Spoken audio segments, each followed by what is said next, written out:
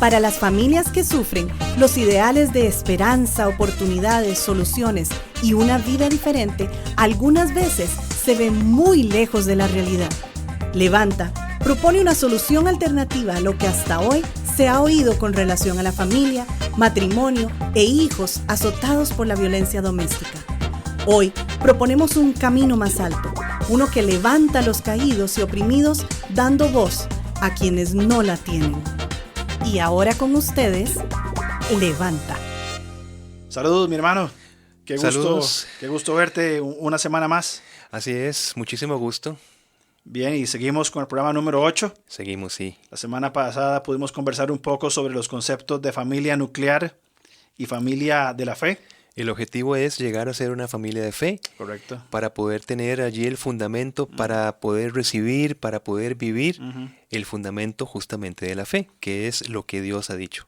Correcto. Y esos modelos, reproducirlos en nuestra vivencia diaria como individuos, sabiendo que estamos en una sociedad que a veces, ¿vos sabes qué pienso? Que a veces la iglesia, y cuando digo la iglesia hablo en términos generales, la iglesia ha olvidado que estamos en una sociedad.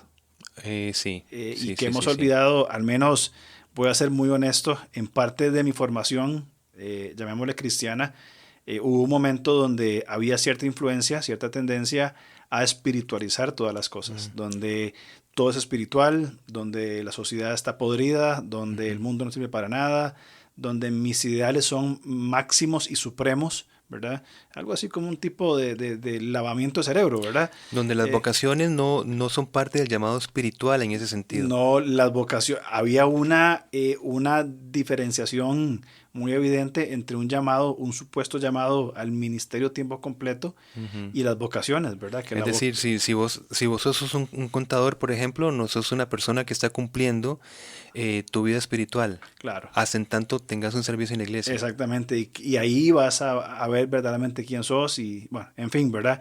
Y mucho de esto, ya a mis 42 años veo que qué difícil es esto. ¿Cómo? Y siempre pienso en este versículo de Juan, cuando Jesucristo mismo oró y él dijo, no te pido que los saques del mundo, sino que los guardes del mal. Ahora, vivimos en un mundo caído. A partir de Génesis 3 vivimos en un mundo caído por el pecado y el pecado tiene afectaciones individuales como sociales y se manifiesta de una y mil formas. Hemos aprendido de que por la fe llegamos a ser adoptados hijos de Dios, ¿cierto? Sí. Al poner nuestra confianza en Él. Pero, ¿qué problema es, Erwin, cuando nos olvidamos que la iglesia tiene un rol en la sociedad integral?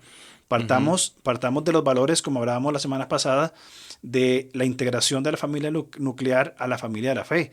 Pero también hay otras tensiones que afectan a creyente y no creyente. La economía, la política, la guerra, etcétera. ¿Y por qué? Porque la sociedad tiene sus exigencias.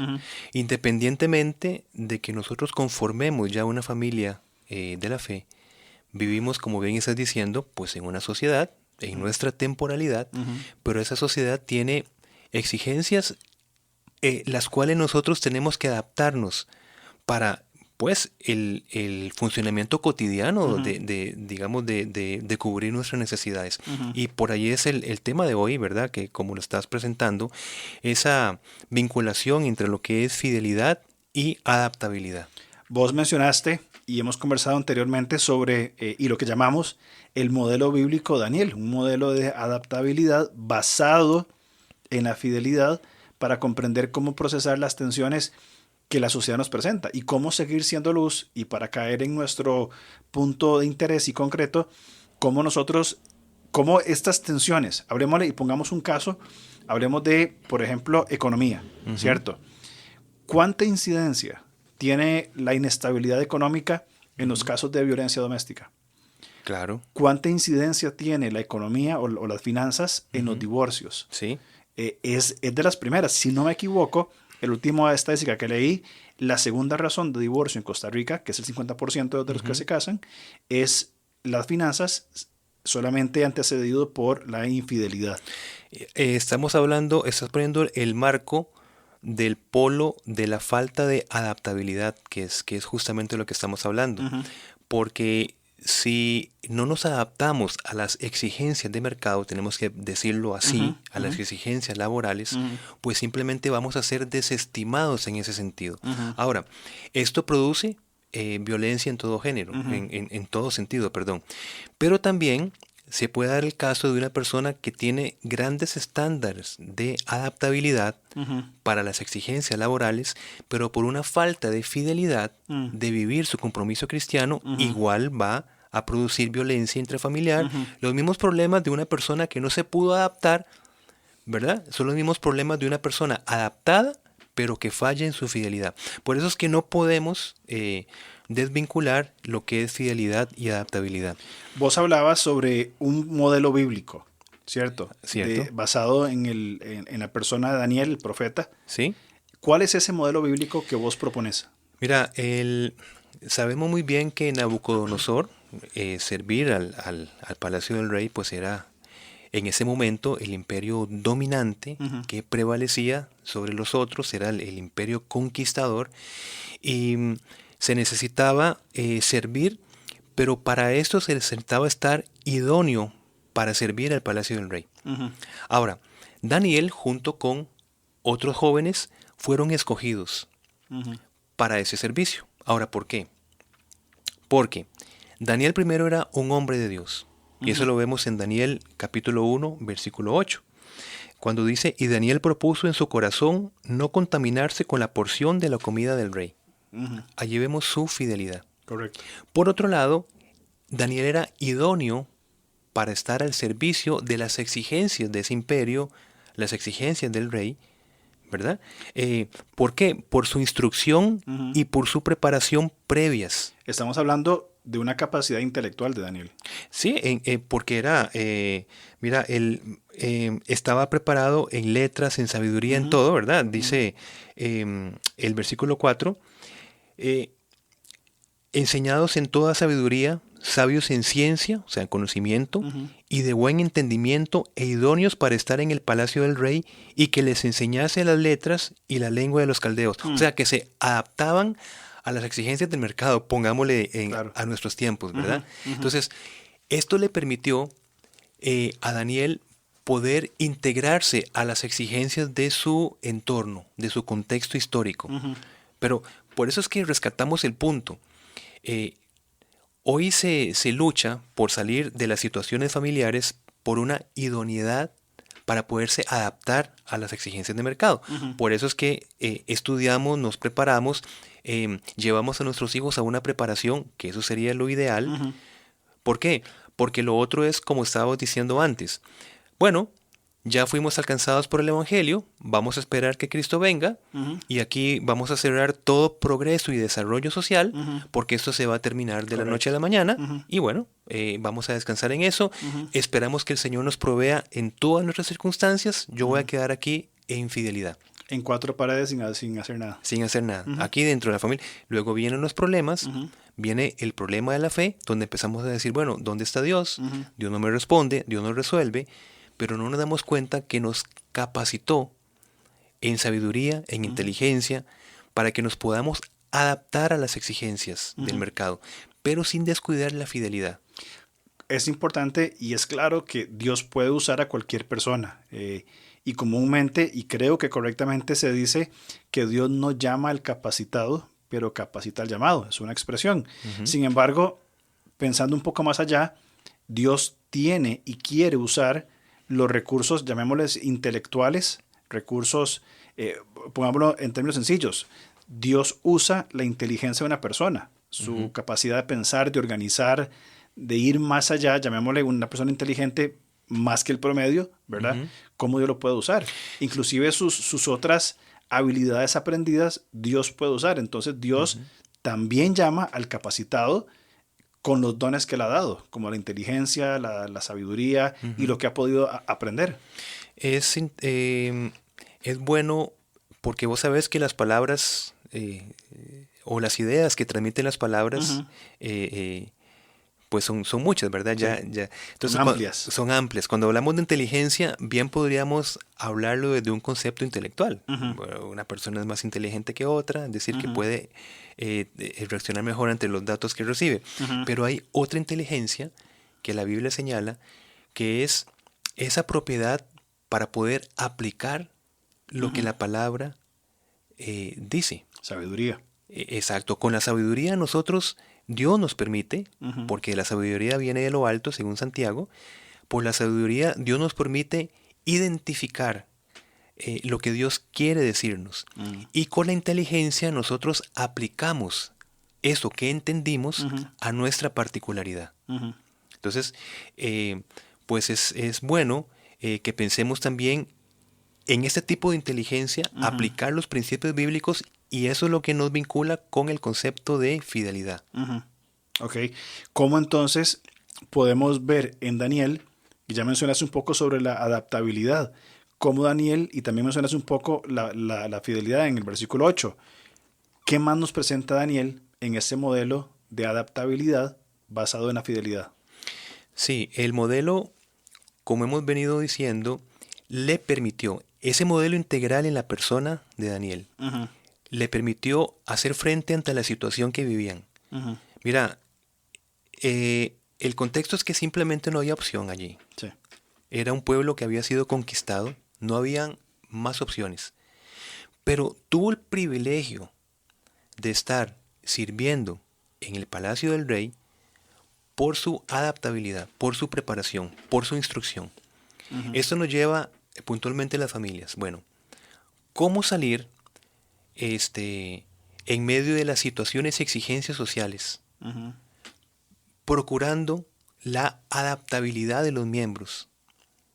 En ese sentido, y específicamente para que puedan hacer frente a esas exigencias de mercado, para que se pueda formar una economía tal que nos dé una estabilidad para vivir pues, de una manera tranquila y reposada, por decirlo de alguna manera, ¿no? Entonces, por ahí va el concepto. Pero por eso es que lo vinculamos absolutamente con la fidelidad. Porque cuando el sentido de una familia es prepararse, simplemente por prepararse, por ir escalando puestos, ir ganando más dinero, ir haciendo más acumulación de cosas materiales, allí perdemos el punto de la fidelidad. Claro. Entonces, el consumismo te va a decir, y en la sociedad en la que estamos, que nosotros valemos por lo que tenemos. Lo que yo tengo es mi valía. Bien, ahora consuma, compra y su personalidad, su ser, va a identificarse con esto. Pero en la fidelidad cambia absolutamente el sentido porque le damos un propósito por el cual yo estoy ejerciendo mi vocación. Podríamos decir entonces que esta fidelidad tiene que ver con un carácter, con el carácter que la persona, hablemos en términos levanta la familia, el hombre, la mujer que han formado el matrimonio, que lo definimos el programa pasado, ¿verdad? De una unión de un hombre y una mujer, Sí. En todo sentido, físico, espiritual y emocional. Sí. Hablamos entonces de que estos individuos van desarrollando un carácter propio, un carácter que determina o que va a encauzar su fidelidad a los procesos de adaptabilidad que tiene que vivir. En el caso de Daniel, se adaptó a una cultura y quiero decirlo bien, se adaptó a las exigencias que una cultura pagana vivía sin ceder en su carácter y su compromiso frente a los elementos que podrían distorsionar su participación dentro de una familia de fe, como hablamos la semana pasada. El carácter entonces viene a encaminarnos a esta fidelidad. O sea, yo me adapto como iglesia, como familia de la fe, me adapto. Tengo que entender que hay tensiones externas a lo que la espiritualidad demanda o dice, bien, y que también debo dar una respuesta a partir de la fidelidad basada en el carácter. Sí, esa palabra es muy importante porque, bueno, carácter o marca, ¿verdad? Es la conducta, la conducta o la ética, es como lo definimos en programas anteriores, es lo que hacemos. El carácter es lo que somos. Habíamos hablado de que hacemos con respecto a lo que somos. Entonces, lo que somos ahora, en este programa, lo definimos como el carácter. pero es un carácter que es forjado por la justicia de Dios. Y justicia de Dios, recordemos que es lo que nos indica, lo que nos revela la moral de Dios, que es bueno y que es malo para Dios. Y que es una verdad absoluta. Sí, porque lo bueno para Dios es bueno. Listo. Y lo que la Biblia llama como malo es malo. Yo no tengo opción, sí la puedo tener, pero no voy para ningún lado, ¿verdad? Claro. De poder tratar de diluir lo que es malo para Dios y tratar de buscarle allí como un acomodo, ¿verdad? Como poner una perspectiva un tanto relativizar, que sí, que no, que sí, claro. Exacto. Es la verdad dada por Dios que es absoluta. Exactamente. Entonces, bueno, ¿qué queremos decir con esto? Que ese carácter, el que estás introduciendo en este nuevo tema, es el que permite esa integridad entre lo que es fidelidad y adaptabilidad. Yo creo que ha sido un tema importante, Alonso, porque vos hablabas de la vivencia cristiana, no es encerrarse, no es desligarse. De hecho, hablábamos de de esa aparente contradicción de salir del mundo, que es donde el evangelio nos impacta, pero para volver a regresar al mundo, para poder adaptarnos al mundo, para formar parte de la sociedad, ¿verdad? Porque la sal necesita meterse dentro de la carne para que pueda salar, no puede quedarse en el salero, por ejemplo. Entonces no somos sal para quedarnos allí, somos sal para inmiscuirnos, para formar parte naturalmente de lo que es el impacto de la sociedad. Entonces, el desarrollo económico de una familia requiere una preparación en sus miembros para que puedan adaptarse a las exigencias, pero en ese proceso tienen que caminar en fidelidad. Correcto. Entonces, esa fidelidad va a ser lo que determina los procesos de adaptabilidad y va a ser lo que define el carácter de la persona, como bien explicabas, va a encauzarnos en mantenernos fieles al Señor. Mientras hablabas, pensaba en un versículo en Filipenses 2, 14 y 15. Dice, haced todo sin murmuraciones y contiendas, para que seáis irreprensibles y sencillos, hijos de Dios sin mancha, pero eso es lo que me llama la atención, hijos de Dios sin mancha, en medio de una generación maligna y perversa, en medio de la cual resplandecéis como luminares en el mundo. Esto es lo que Daniel hizo. Qué bueno, excelente. Daniel brilló o reflejó la gloria de Dios o el brillo de Dios, permitió, como hablábamos en programas anteriores, de la docilidad y la colaboración de Daniel en los procesos de santificación. Daniel permitió que el brillo de Dios se reflejara en él.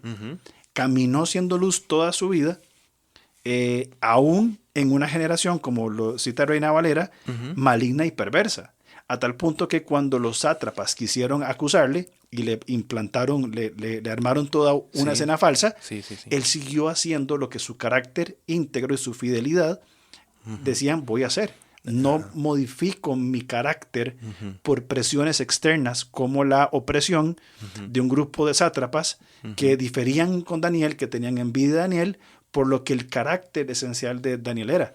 Y aún así supo adaptarse en una sociedad que a todos conducía a valores en contra de la cosmovisión bíblica, pero que Daniel supo como una luz brillar en medio de esta generación perversa. Claro. Y es que aquí el punto, Alonso, es que las influencias culturales, las influencias externas, atacan esa formación del carácter. Pero me lleva a pensar, ¿cómo obtenemos el carácter adecuado? Entonces, ¿cómo? Yo creo que la Biblia es muy clara diciendo que el carácter se forma creyendo, por fe. Creyendo que la palabra de Dios, que es lo que forja el carácter. Es decir, si yo no tomo la Biblia como una autoridad absoluta, ¿cómo se va a forjar un carácter? Y lo sustento, por ejemplo, en Romanos capítulo 4, versículo 3, donde dice, porque ¿qué dice la Escritura? Creyó Abraham a Dios y le fue contado por justicia. Ahora, la autenticidad de ese carácter va a quedar demostrada en el paso del tiempo y a pesar del aumento de obstáculos y a pesar del aumento de las influencias en contra de ese carácter, y motivos de desánimo en que siempre el carácter se va a fortalecer, va a crecer y se va a mantener. Y te leo otros versículos en el mismo capítulo 4, versículo 18. Dice: Él creyó en esperanza contra esperanza, para llegar a ser padre de muchas gentes, conforme a lo que se le había dicho, así será tu descendencia. Y ve lo que dice el 19. Y no se debilitó en la fe al considerar su cuerpo, que estaba ya como muerto, siendo casi de 100 años, o la esterilidad de la matriz de Sara. Tampoco dudó por incredulidad de la promesa de Dios, sino que se fortaleció en fe, dando gloria a Dios. Entonces vemos que el carácter resiste, vinculada con la fe, ante toda influencia, todo, dirección de cambio, de poder adaptarse a nuevas tendencias. Por eso es importante el carácter, el desarrollo del carácter. El carácter es un ancla. Exactamente. Es un ancla que nos sostiene firmes, arraigados, ¿cierto? A la convicción o a la creencia absoluta, como vos decías, es creer, es la fe. Ese carácter nos vincula, nos ancla a una verdad fundamental, mientras podemos dar pasos de respuesta a partir del Evangelio a las tensiones que como sociedad vivimos y que necesitamos para no quedarnos atrapados, como por ejemplo hablamos de esta tendencia de los Amish. Ajá. Sí, correcto. Sí, los Amish, ¿verdad? Que se quedaron de fidelidad, claro, sin adaptabilidad. O sea, fueron fieles en sus creencias, pero no se adaptaron. Y a tal punto que yo no sé hoy día en qué condición vivirán, ¿verdad?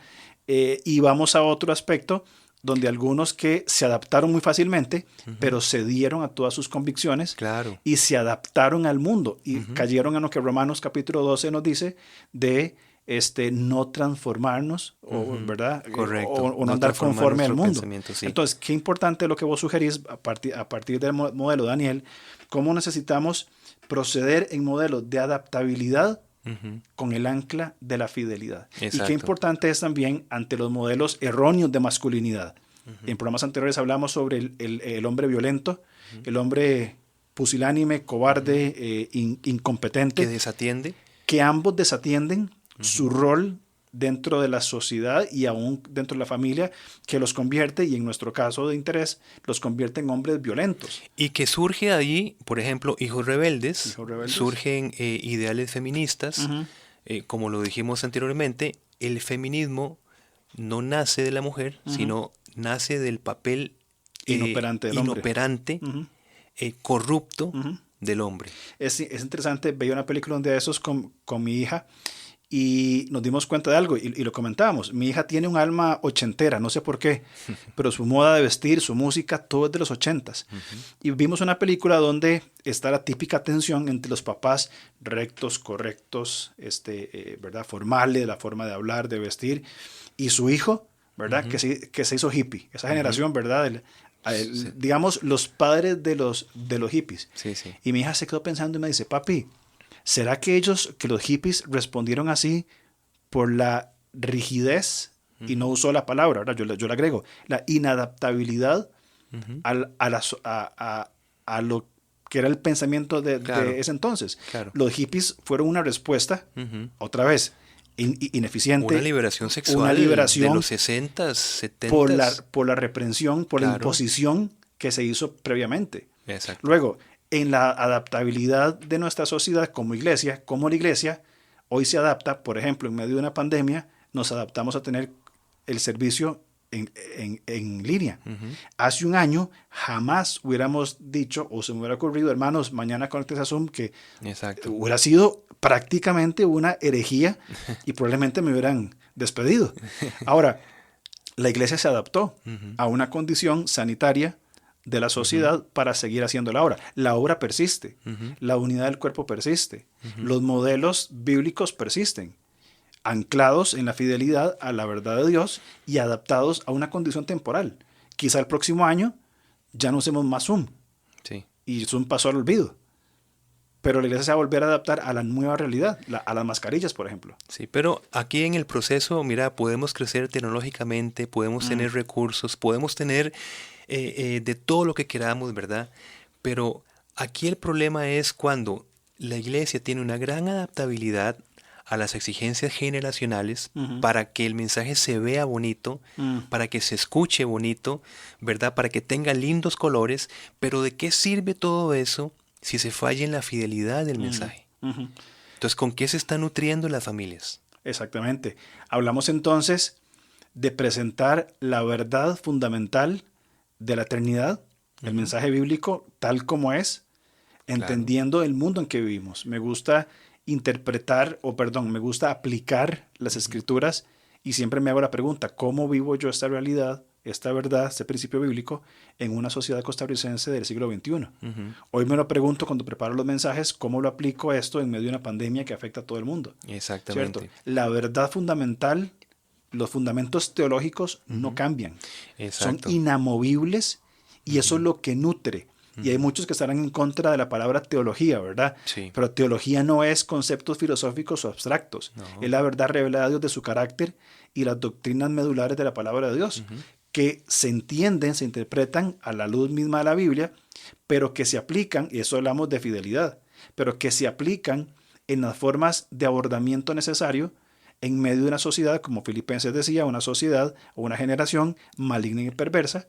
Presentamos el mensaje, bien, con un abordaje correcto, para que la verdad de Dios impacte nuestra sociedad. Así es, y el esfuerzo de la interpretación con respecto a las exigencias sociales, generacionales, evidentemente tenemos que buscarle una adaptación a los tiempos en los que estamos.